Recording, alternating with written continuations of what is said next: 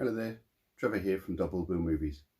Okay, well as promised, here is the 1973 Jess Franco film of Count Dracula on 4K. Now this is released through 88Films.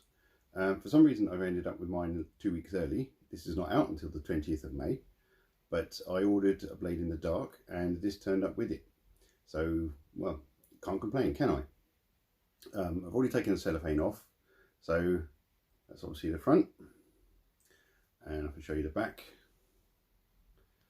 I'll read a few bits out to you. So, limited edition slipcase with the limited edition booklet, and it is brand new 4K restoration from the original camera negatives. It's presented in its original aspect ratio of 1:37:1, which is ever so slightly wider than 1:33:1, which is your old school 4:3 aspect ratio. And it runs for about 97 minutes. So it is region free, so the Blu-ray or the 4K can be watched anywhere. Let's take the slip off. So at the moment all the artwork is exactly the same. Now this used to be rated X, but as you can see it's now rated 12. So yeah, I know X wasn't triple X, it was different, but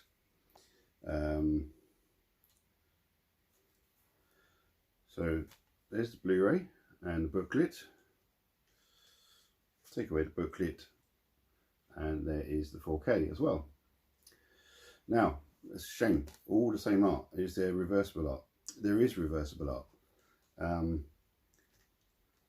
These boutique labels are sometimes restricted to the license as to what artwork they can use. But I'm very pleased to see this artwork. This is really nice. And of course it's in Italian.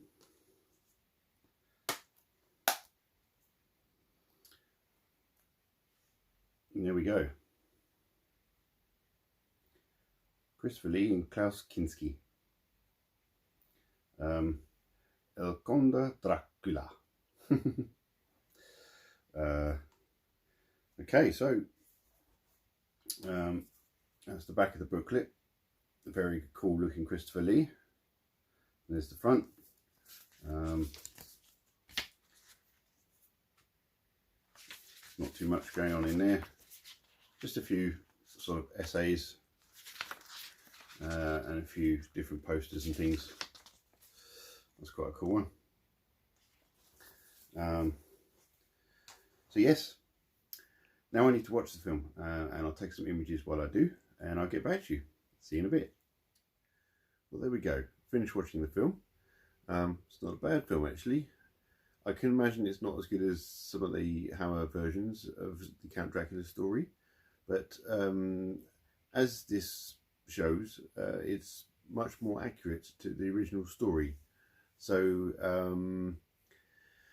yeah, I can imagine that the remake with Gary Oldman is probably a hell of a lot better. It's not really something I've ever wanted to see, but I obviously wanted to see this one, so now I have. It has 2.0 mono LPCM, which is linear pulse code modulation. So that basically means it's uncompressed. It's exactly what came off the mixing desk when it was originally done. And yes, it was clear. You could hear everything you needed to hear. There wasn't any real horrible distortion or anything, or damage to the audio. So the restoration, obviously not having seen it before, isn't a perfect restoration in the sense that there's still some film damage and bits of dirt and stuff like that, but it's so minimal that it's not intrusive, so you won't really notice it, to be honest, which is a good thing. So if you take a look at these pictures, and you can see for yourself. Okay, so here are the images I took. Let's start with this one. Right, clearly it shows Bram Stoker's Count Dracula. And films can start with different title slates. but I'm guessing 88Films got hold of this one, this print, and decided that this was the one they wanted to put out. Like all these films, they all seem to have different titles, different parts of the world. But yes, it's kind of goes with this title card that comes up afterwards. If I zoom in and read it to you, it says, over 50 years ago, Bram Stoker wrote the greatest of all horror stories. Now, for the first time, we retell exactly as he wrote one of the first and still the best tales of the macabre. So yes, I know obviously there's the remake of this with Gary Oldman in it. But here we go. So quite a nice picture, I have to say. There were some grainy moments, but generally the grain was nicely handled. It'd been nicely managed in the restoration. And as you can see, there is the gap between the picture and the edge of my screen. That's the 1:37:1 aspect ratio. Let's get rid of those. There we go.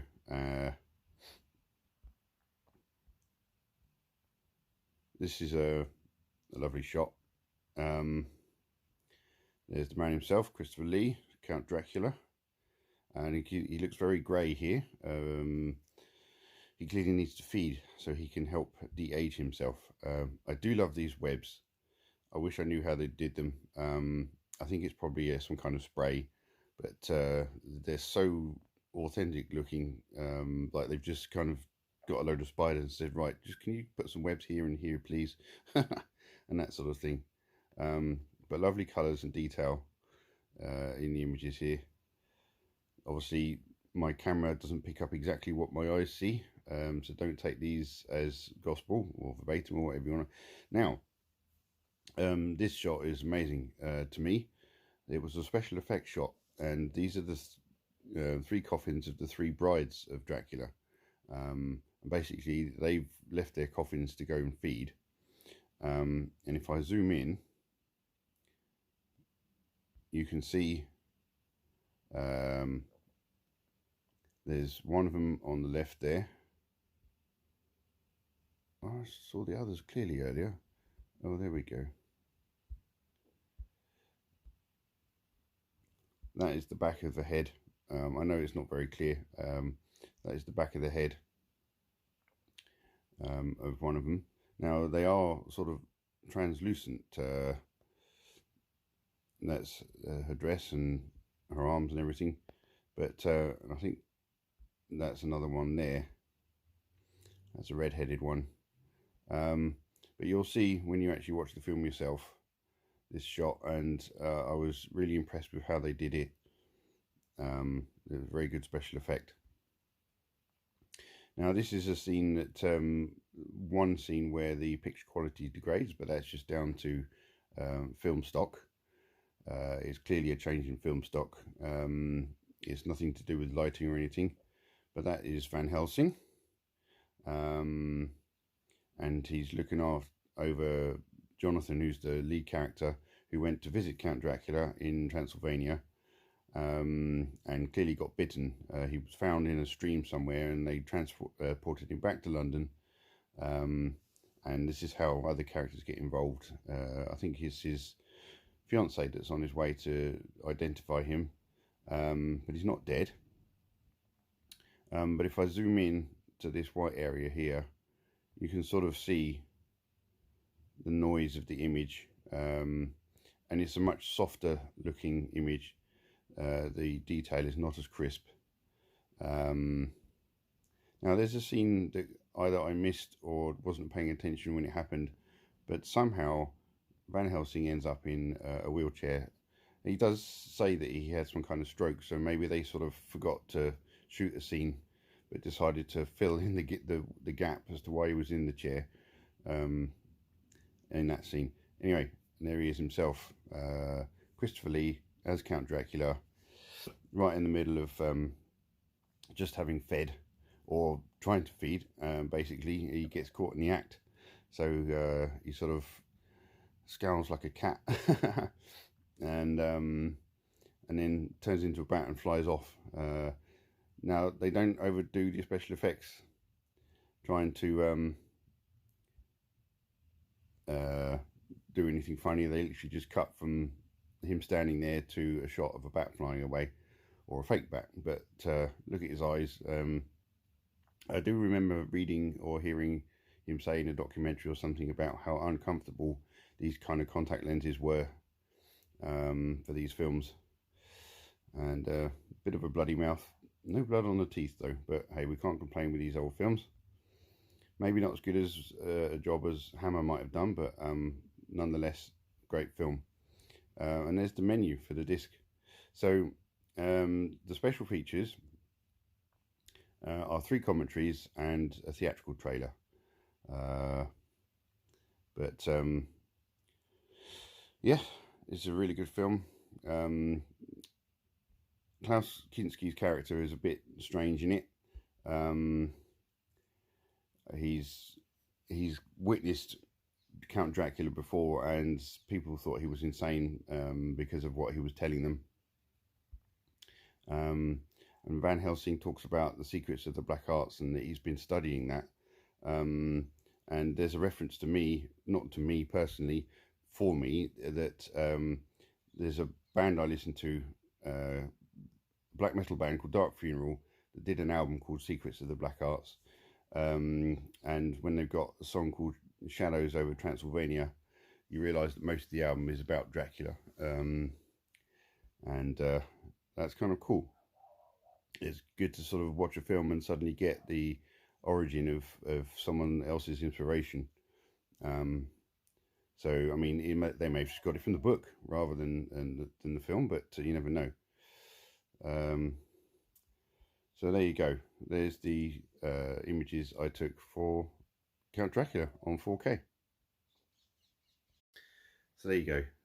Jess Franco's Count Dracula on 4K. So if you like that, give it a thumbs up. Make sure you subscribe to the channel and set your notifications to all so you don't miss any of the videos that I put out. Hope you've enjoyed this, and I'll see you in the next video. Take it easy.